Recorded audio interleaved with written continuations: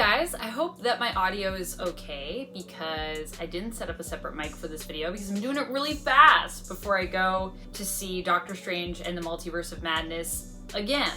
I should put on my gloves, so I'm gonna do that while I talk. Basically, this video is, I wanted to do a video where I kind of react, review, Doctor Strange and the Multiverse of Madness, and that is because I feel like there's a lot of reviews out there that are very critical of this movie already, and I just feel like it just came out and it's so good in my opinion, and so I want to share some of the reasons why I think it's good, some of the things that I actually think could be worked on still, and kind of my responses to some of the critical reviews out there. So that's what we're gonna do in this video. I don't normally do videos like this. This isn't technically a thing that I've ever really been super interested in doing, but I was just like, oh my gosh, this can't be happening again when we just got a movie that I think is very good and very worth your money to go see and very worth your time to watch. So yeah, jump into it with me, will you? So first things first, I want to talk about my favorite thing about this entire movie, and that is Scarlet Witch.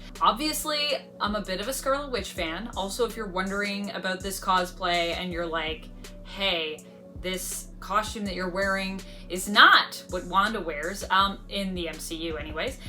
No, it is not. My costume is actually based off of a comic book costume that was one of Wanda's first looks, minus the pink sort of, I don't know what you'd call that, pink body sleeve, pink, like fishnetty thing that she wears. But anyways, yes, this beautiful costume was actually made by Asami Gate. You should go check out on socials. Maybe there'll be some social pop-ups here or something. If not, there will be some information in the video description. So please go give her a follow. She is amazing, and you should check her out. So when it comes to Wanda in the movie, I just feel like everyone in this movie was so good, but the person that really like slam dunked it, that really stole the entire show for me, was Elizabeth Olsen as Scarlet Witch. Elizabeth Olsen is just in a league all of her own in this movie, and in general. I mean, I do feel that my watching of Wanda Vision really helped to make me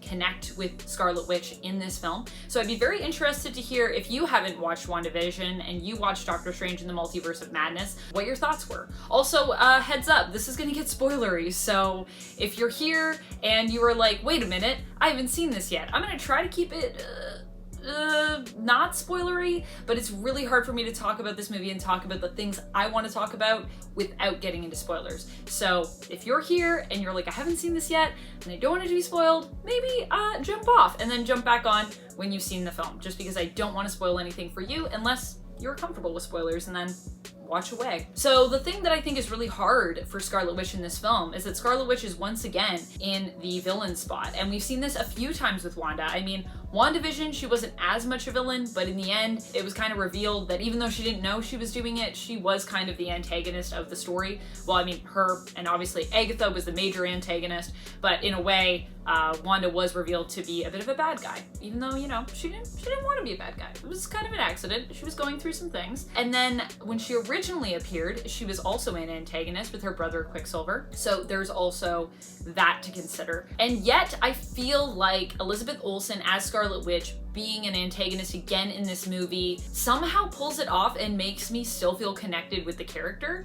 So she can play the role of this antagonist, and in a way I kind of root for her. Like, I don't want anything bad to happen to America or Wong or, you know, Doctor Strange, but at the same time, I'm like, I get it. You've been through a lot of stuff. It makes sense for me that you're here, and I can still connect with you despite the fact that you are the bad guy in this movie, which I do feel like Marvel does a great job of, both in the comics and in the MCU, of giving us some villains that we can really connect with and understand. That's why we love them so much, right? That's why there's so many of us that are Doctor Doom fans, I think, in a lot of ways. So yeah, that was one of the major things for me that I loved. Another thing that I loved about this movie is Sam Raimi. So I am a big fan of Sam Raimi and his films. I love Evil Dead. I'm not against that whole approach that he kind of has to horror and camp as well. I also am a big fan of the original Spider-Man trilogy. So that, to me, this movie just made me go, wow, why has Sam Raimi not been directing Marvel movies this whole time? I'm sure he wanted to go do other things. Also, Spider-Man 3 happened, and I know that that was probably kind of a bit of a shit show based on the fact that people were kind of trying to insert stuff, and Sam Raimi's also trying to direct on top of that. That's a lot to deal with. But this movie really made me fall in love with Sam Raimi all over again. I think he has a really unique director's perspective that he brings with him, and I just feel like his storytelling in this movie is amazing. He takes us through a lot of different sort of tones and does it fluidly. I feel like in a way where it doesn't feel disjointed, or it didn't feel disjointed to me. Some people feel like it did feel disjointed. I personally don't. I feel like it was very fluid and I loved it. Another thing when it comes to Sam Raimi's directing is there's also some beautiful cinematography in this movie, which isn't necessarily Sam Raimi. Unfortunately, I don't know who the cinematographer is. I should have looked that up before I did this video, but I am in a rush. Cinematographer, appear on the screen. Poof, magic, poof. Cinematographer. The cinematographer that was doing this film was fantastic. There's a lot of amazing transitions. Visually, this film is stunning. It is breathtakingly eerie and beautiful and weird, and I love all of that. Another thing that I loved about this movie that I feel like some people didn't seem to feel was a thing, but that I feel was a huge thing, was all of the comics references. If you are a comic book nerd, this movie goes deep on some stuff, and it mentions a lot of things. There are tons of Easter eggs in this, tons of references. At one point they're mentioning incursions, which if you aren't familiar with the comics, it's a whole thing in the comics that basically leads to secret wars and all of this stuff, and it made me question whether incursions might be coming even in the MCU, because they are mentioned, and I don't think that that threat has been fully resolved yet. I think actually us opening up the multiverse kind of is going to bring about incursions, and we might have to see how that's dealt with, which is really, really cool, and I'm very much here for it. But that's not all that there was. I mean, there were little things. There was the Sands of Visanti, which is a reference to the Sands of Nisanti, which is a spell even that is in the comics. And there's also the Mountain of Wundagore, which is a huge thing in the comics. There was just lots of little things. There were the Illuminati. There were lots of big things that all refer back to that. Lots of references as well I found to House of M. There was even an Avengers versus Inhumans kind of reference with the way that Strange in Earth 838 was killed. That seems to be a specific reference to a point in the comics, which is brought up to me, where Cyclops is killed by Black Bolt, who also says I'm sorry and kills him in that same way. I also got some feels of kind of the Illuminati and what they did to Hulk a little bit in this. Yeah, there's just lots of cool stuff. And if you are a fan, this is great. And not just if you're a fan of the comics, if you're a fan of the MCU, if you're a fan of Fox, X-Men movies, if you're a fan of any of the things that are in the Marvel film, like multiverse, not even just the MCU, there's tons of references for you. The X-Men theme plays at one point when Professor X comes in, from the 90s animated series. That is cool, man. There's the Wanda Vision theme, which plays from the show as well when Wanda is first mentioned. Lots of little details that are really great. The Illuminati is also in this, and that was amazing. And it wasn't just amazing because it was the Illuminati. This was amazing because they actually managed to surprise me with who was on the Illuminati, even though I thought I knew everything. I thought I knew going into this what to expect. I did not. It was really, really cool to see how they presented the Illuminati, who they chose to be on it. The whole fight scene between Wanda versus the Illuminati and how that was all dealt with. Very horror aspect. I was also getting some Carrie vibes from Wanda at this point. Definitely also some Evil Dead vibes, especially as she's literally possessing an alternate version of herself, which is super Evil Dead in my mind. That whole bit and how it was handled, that whole fight was so cool. Also love that they just touched on the idea of Reed Richards' powers and twisting that body horror knife in a really satisfying way for me, where I also have just felt like Reed Richards' powers are creepy. Yeah, I think the Fantastic Four in a way would actually lend quite well to sort of a horror interpretation of maybe not their origins, just like little things that you could put in there. for that whole team. The other thing I really loved, and this kind of relates back to the Illuminati, but it relates to the whole movie as well, is there's lots of surprises and twists in here. You go into this movie watching the trailers, you think you know everything, you've made these theories, you're pretty confident about them, you've seen everything in the MCU, you've read comics if you're like me, and you're going in and you're like, I know what to expect. Guess what? You don't know what to expect. This movie surprised me, and I enjoyed that. Now, some people didn't enjoy that and felt that it was unsatisfying because then their theories were, I guess, disproven, and they felt like they were going and expecting something and then they didn't get it, which was disappointing to them. To me, being surprised is never disappointing to me. I love to be surprised, especially considering I've seen so much of the MCU. We've been in the MCU for a long time now, since what, like 2008 or 2006? It's been a while. And I feel like this threw me at times. There were things that happened that I didn't expect. Even the whole plot and what was actually going on, I didn't know how America Chavez was going to fit into this story. They did a really cool thing where they kind of centered it around her multiversal powers and made it about that,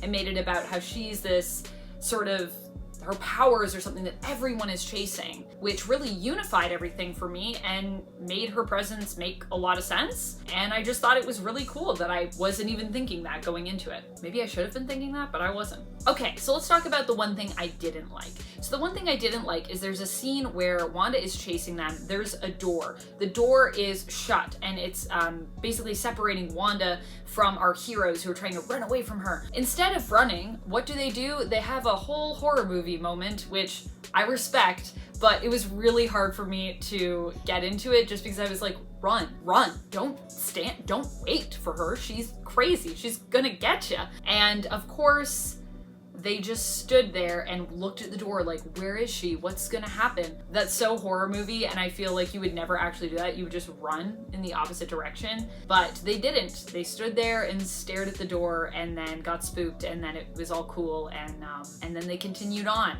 That was a little bit too much for me, but I can respect why it was done that way. And maybe you would stand there because maybe you know she's coming. So you'd rather be prepared than have your back turned and get attacked, which could be a good reason to do that. So I can get it. I just personally felt like it was not genuine in that moment. And really quickly, I would like to address some of the critiques that I've heard so far on this movie. Sorry, I'm just looking at my notes. So anytime you see me look down, I have notes. They're not a lot of notes. They're just a few notes, just to remind me. Hence why I also was like, when did the MCU start again? I don't have that written down here.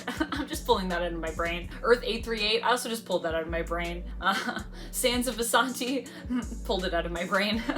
So yeah. So when it comes to addressing the critics, I would like to say, some people say it's too stylized. Some people say it doesn't fit in the MCU. We need to figure out what we gosh darn want here, friends, because some people are saying too stylized, and then on the other camp we have something like Eternals where people are like, not stylized enough. So what do we want? Do we want movies that are unique and that are stylized, or do we want everything to be within what we expect for the MCU? I personally want things to be different. I want things to be shaken up. So bring your styles, bring different directors in here. Let's shake up the MCU. I think that's why I also loved WandaVision so much. It's still my favorite Disney Plus series we've gotten so far because it really challenged the status quo and the tone of what we deem to be the MCU. It challenged that a lot, which I like. Some are saying this isn't a good multiverse movie. I would say I kind of agree with that. I don't think it's really mainly about the multiverse though. I think this is first and foremost a magic movie. A magic movie that takes us through the multiverse on a little journey. And I think for that, it does a great job of it. So I would go into this saying, don't think of it as a multiverse movie. Think of this as a magic movie. And I think if you go in with that expectation, or if you can kind of come around to that idea of what they're trying to do, then you'll be here for it. But yeah, if you're looking for a multiverse movie, Into the Spider-Verse is the best multiverse movie that we've gotten so far, which that's just is what it is. But not every movie that talks about the multiverse has to be all multiverse all the time. Some people said that something they didn't like about this was there was conflicting tones and emotions that made them confused. When things happened, they were like, am I supposed to laugh? Am I supposed to be scared? Am I supposed to be like crying? Am I supposed to be like feeling serious? Like, what's happening? To that I would say, hello, this is Sam Raimi. Sam Raimi is very much, I think, a person that tries to challenge those responses that we have to things. When there are moments where we're scared, he will sometimes get you to laugh. And I think that that is cool. I think that that is unique. and fun, and it's campy, and I love it. So I personally didn't feel like that was too much. Or if people are also making this critique, some people are making the critique based on, I thought it was a serious movie, and then there were jokes. To that I would say, this is the MCU, so I don't know where you've been, but I feel like that's what we've been doing this entire time we've been here. Movies that are serious, but can also make you laugh. And I don't think when you have a movie, you have to pick one genre. It doesn't have to all be sad or all be funny. Life isn't like that. Life is sometimes sad, sometimes funny, sometimes scary.